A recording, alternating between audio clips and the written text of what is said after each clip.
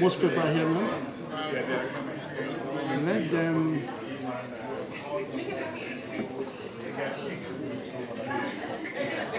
They're bringing the bottle of. And by the way, can I put that down? Can you speak it down so I can? Okay. In other words, I want to rest my speech on something. Is that okay? Yes, very easy. Okay. Yeah. Thanks. Is it Or can you like rest it on? No, can you rest it on this? Okay.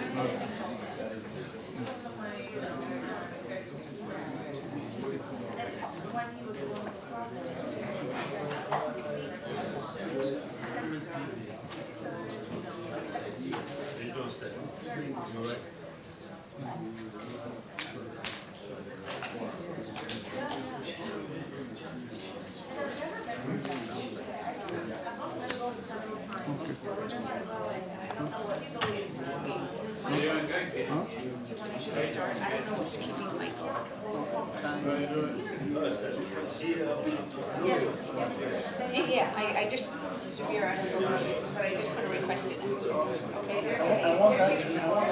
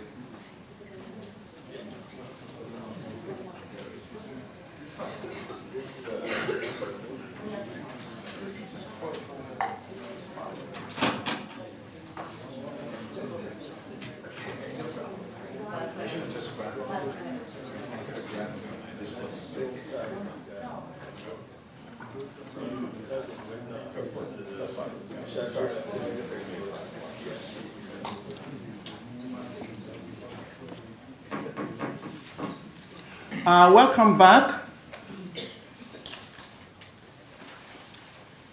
I will now introduce our next speaker, Mr. Matthew Murray, the Deputy Assistant Secretary of the U.S. Commerce Department in charge of Europe, Middle East, and Africa. In 2012, Matthew Murray was appointed by the Obama administration to serve as the Deputy Assistant Secretary for Europe, and Eurasia at the U.S. Commerce Department. Following the creation of the global markets in 2013, Mr. Murray became the Deputy Assistant Secretary for Europe, the Middle East, and Africa. In this capacity, he directs the department's effort to form trade policy and solve market issues facing U.S. firms seeking to sustain and expand their business operations in Europe, the Middle East, and Africa. Mr. Murray's responsibility further includes developing and recommending policies, strategies, and programs to advance U.S. economic and commercial interests in 117 countries, as well as throughout the European Union.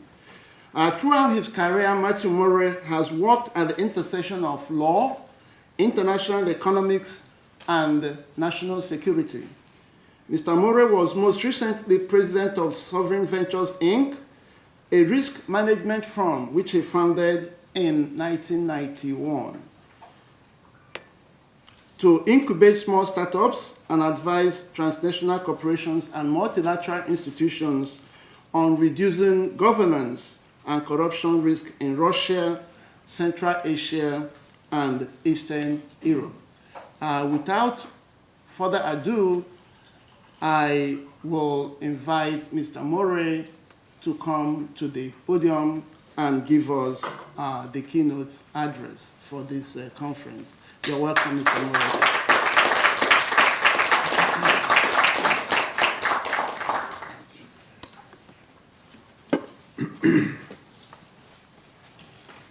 So good morning, everybody. And Manuel, thank you very much for that kind introduction and for organizing this event today. And indeed, let me thank all the hosts of this event and all of you gathered here today for the work that you are doing to challenge the U.S. government and the U.S. business community to move the needle with regards to improving trade and investment relations with Africa, and also to address a fundamental obstacle to doing more business in Africa, which is ourselves, which is our own misperceptions of the risks of doing business in Africa. And so this morning is a great opportunity for us to talk about that issue, and I'm here to give you an update on what the U.S. Commerce Department's role is in advancing both our strategic and our economic interests in sub-Saharan Africa under the President's leadership. So I want to start by commending again all of you for the work that you do, because we couldn't do it without you. As Manuel mentioned, I'm the Deputy Assistant Secretary of Commerce for Europe, the Middle East, and Africa, and I manage a large and diverse portfolio at Commerce that includes about 117 countries. It also includes the European Union and the Africa Union. But during the last couple of years, I've spent an especially good deal of my time and devoted a lot of emphasis to doing business in Africa. And I've done that in part because it's the happiest part of my portfolio. There's a great deal of wonderful energy that I experience whenever I go to the continent and whenever I work with stakeholders here in the United States.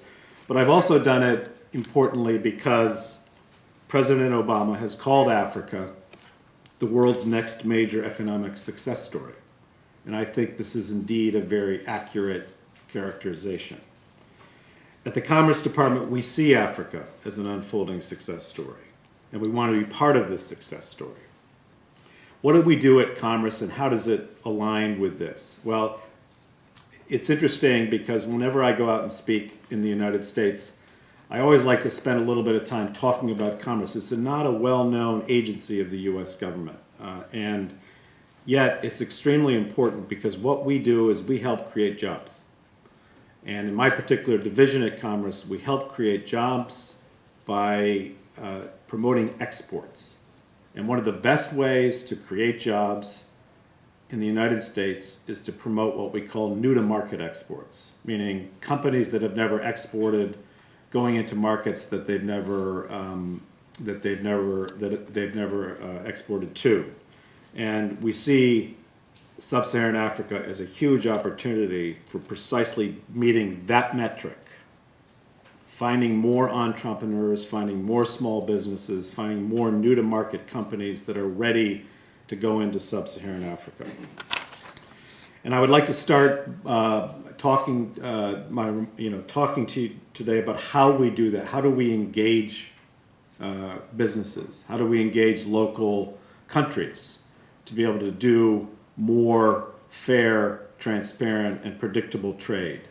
And I'm going to start by discussing with you two recent events that took place at the presidential level to set some context. One of these events was a stop most recently in Kenya, where President Obama was the guest of honor at a state dinner in Nairobi. And in his toast, President Kenyatta discussed how President Obama has given back to Africa a hope and a belief in its own self-empowerment.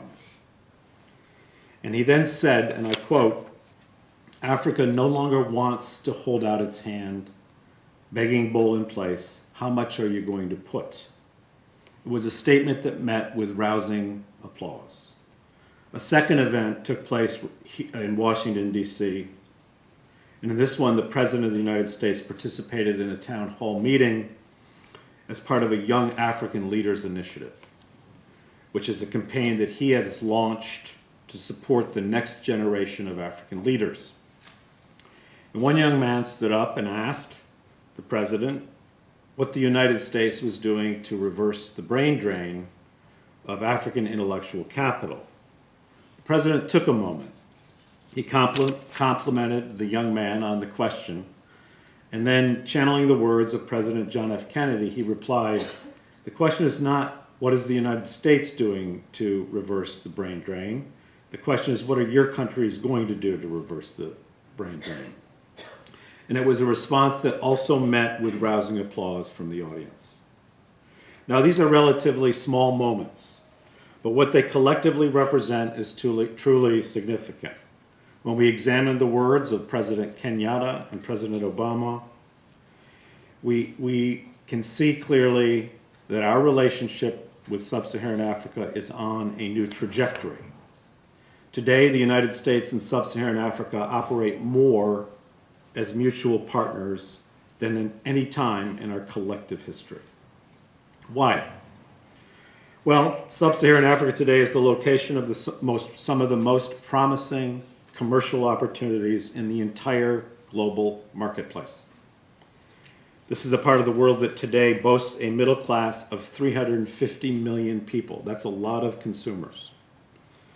And because of what is called a youth bulge in demographics we are seeing take place, Africa will, in the future, be able to boast a middle class expected to exceed 1 billion people within the next quarter of a century, and a quarter of the world's workforce a generation from now. 6 of the 10 fastest growing economies are in Sub-Saharan Africa today. And in the next 10 years, African internet penetration will exceed 50%, fueled by more than 350 million smartphones that will be operating in the region. But the incredible promise we are seeing in Africa is not only due to economic growth and the sizable workforce. It is also rooted in a new commitment to good governance and in establishing sound institutions that make it possible to do business on fair, equal, and honest terms. Perhaps the best evidence of this comes from the World Bank Doing Business report for 2015. As many of you know, the World Bank annually rates all the countries, all the markets in the world, according to very specific criteria that reflect how easy it is to start a business, to get a construction permit, to import and export goods, to have your contracts protected. And so it ranks 189 countries each year. According to the 2015 report, 5 of the top 10 improving economies under the World Bank ratings come from sub-Saharan Africa. And of the 230 regulatory reforms that were implemented globally last year to increase the ease of doing business, 75 of them were in sub-Saharan Africa countries. So today, Africa is a continent that is also beginning to see the reversal of the brain drain, with an increasing number of members of the African diaspora returning home to invest and grow in countries like Ghana, like Ethiopia and Nigeria. Emmanuel mentioned that in my background, I have been I've spent a good deal of my career in the private sector. And in that capacity, I worked often on how to help American companies operate in regulatory high-risk environments. And one of the great indicators that I came to trust as a sign that things were improving is when a big company, or perhaps even more important, an entrepreneur, will actually go and plant the flag in a given market abroad. And this is happening throughout sub-Saharan Africa. Major US multinationals are moving their headquarters away from London to right into the sub-Saharan continent. Companies like Coke, like GE, like Samsung, just to name a few. And in fact, when the new corporate legal counsel for GE in Africa was asked why they decided to move their headquarters for Africa from Europe to Kenya, he said, "We've got to run Africa, not as the Middle East Africa, not as Europe Africa." And so what all of this tends to prove is that when it comes to US commercial engagement with Africa, our business community is beginning to build partnerships. These partnerships are based on knowledge transfer. They are based on work with the incredible human capital that is developing in the region. We are beginning to develop and strengthen and deepen our business-to-business ties. I should be clear, of course, that there's opportunity and need for much improvement.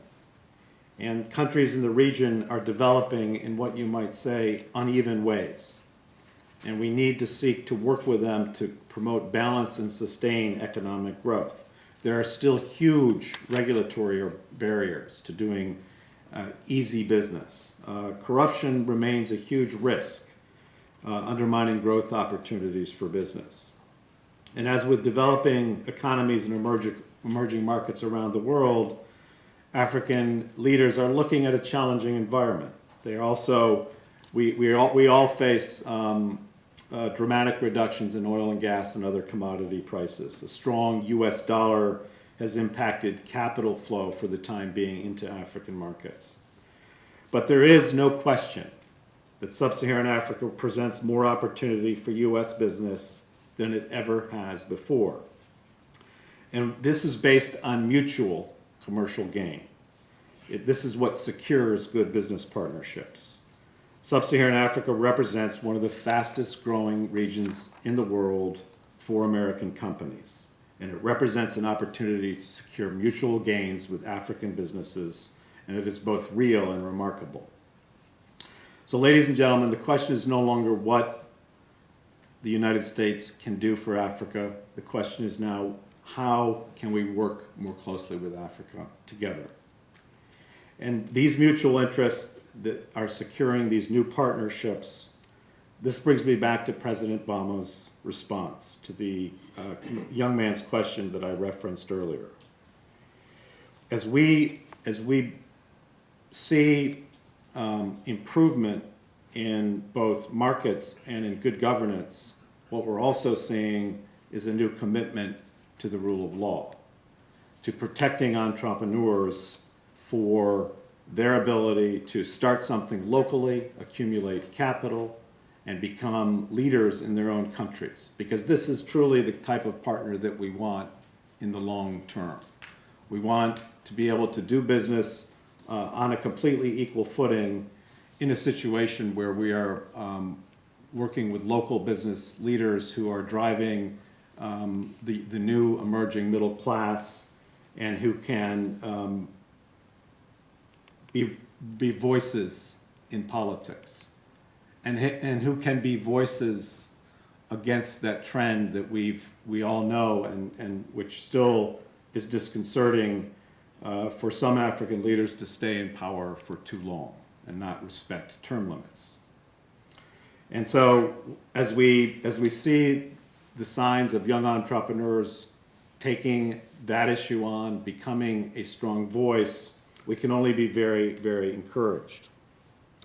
The other thing we've seen is that we're seeing the statistics are now beginning to reflect the kind of commitment we've seen from the top of the United States government as well as from the top of certain African governments. African exports of products to the United States in the non-petroleum, non-oil and gas area have doubled since 2009. This is very significant because it shows that African economies are diversifying away from a dependence on oil and gas and commodities.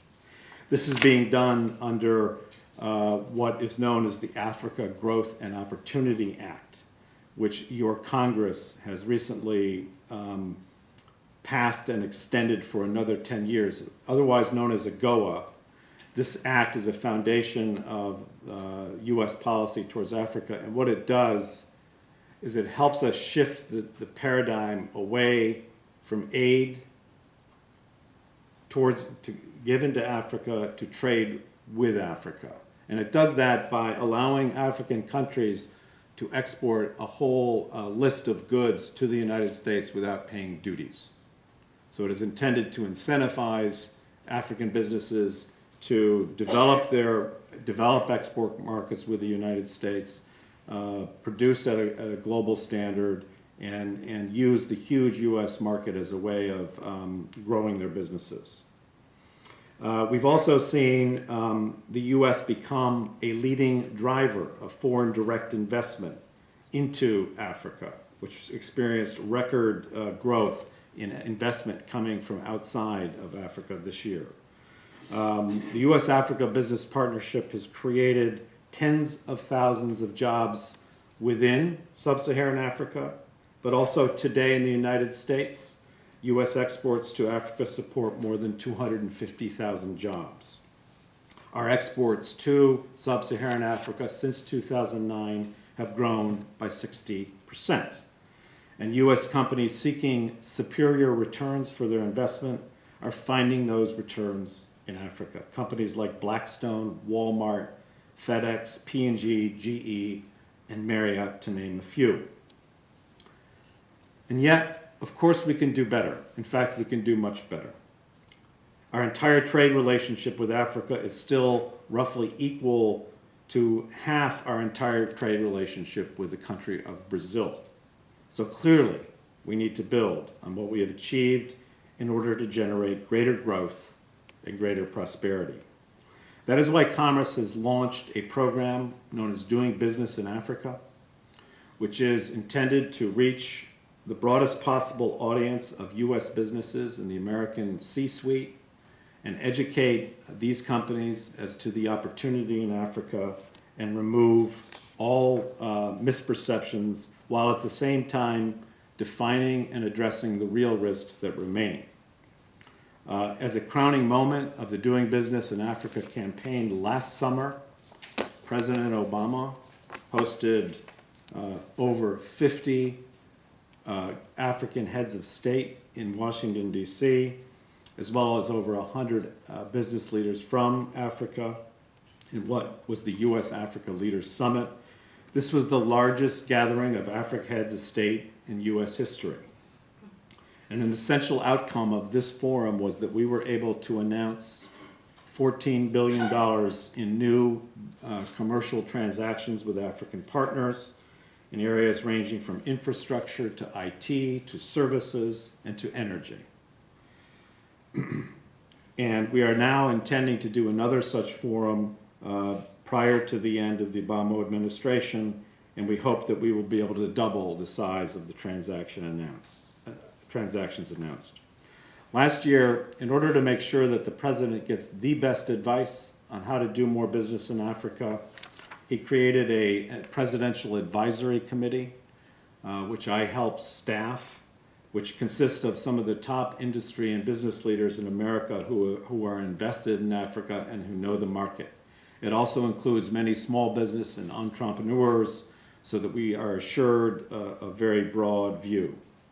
These companies have begun to give us new recommendations, and their main point, and we need to be held accountable as a government, their main point is that the U.S. government can do better by becoming better coordinated, acting more efficiently, and positioning itself to support U.S. business in real time in sub-Saharan African markets. There are a couple of drivers for this. One of them is that we have a lot of competition in sub-Saharan Africa, as many of you know. And this competition comes from governments that, on the one hand, are able to sometimes just put cash behind a given project or deal. They are able to maybe send very soft terms for financing. And in other words, they don't necessarily want to compete on a level playing field. And so we in the US have to make a special effort to put our government behind our businesses who must compete on a level playing field. And whenever they do compete on a level playing field, they're normally capable of winning. And so there are two particular initiatives that, working with this group of advisors that now report directly to the president, and includes McKinsey & Company, Bloomberg, GE, Walmart. We have started two new programs. One of them is we just piloted most recently during the president's trip to Kenya. One of them is a memorandum of understanding that we will sign with governments in sub-Saharan Africa, which makes it clear that U.S. government agencies are poised and ready to support U.S. business to develop major infrastructure, like building power generation facilities, or building new roads or ports or oil and gas infrastructure. And this memorandum essentially is a symbolic statement of commitment that once this project becomes defined or prioritized, or becomes part of a strategy for a local government such as Kenya to develop its economy, the U.S. will be there with all of its tools, with all of its resources, and will take every step possible to support U.S. business. And so on July 24th, 2015, Secretary of Commerce signed the first memorandum of understanding for building infrastructure in sub-Saharan Africa with the country of Kenya. And we hope to replicate this model that in effect offers an American package of goods and services for any local leadership that would like it throughout the region. This is important because we're behind in the market. We haven't been positioned as well as we could have, and we need to play some catch up. But we also need to compete on our terms. We need to compete under what you all know as the U.S. Foreign Corrupt Practices Act, which requires our companies to repudiate bribery. And we need to compete in a way that the Foreign Corrupt Practices Act becomes a sword as well as a shield in terms of how we do business in that region. The other initiative, which we are about to launch in 2 weeks in New York City, is an attempt to bring in a whole new group of investors that represent long-term, patient, smart, risk-based capital to work in sub-Saharan African markets. And these are known as institutional investors. They include state pension funds and retirement funds that are very deep-pocketed, but also operate under a very strict public charter that says they cannot go into a given country unless good governance metrics are being met. It also includes endowments at universities such as Yale. And what we want to do with these institutional investors is we want them to meet and work with African heads of state. We want to create a new level of shared values and trust between those two sets of stakeholders, so that the African heads of state understand that there's real money behind this demand for de-risking the environment and for building better institutions of governance.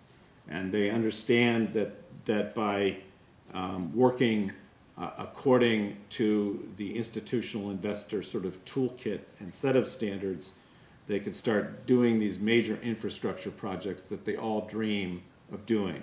They can build the new roads, the new rail. They can create digital infrastructure that will support small business.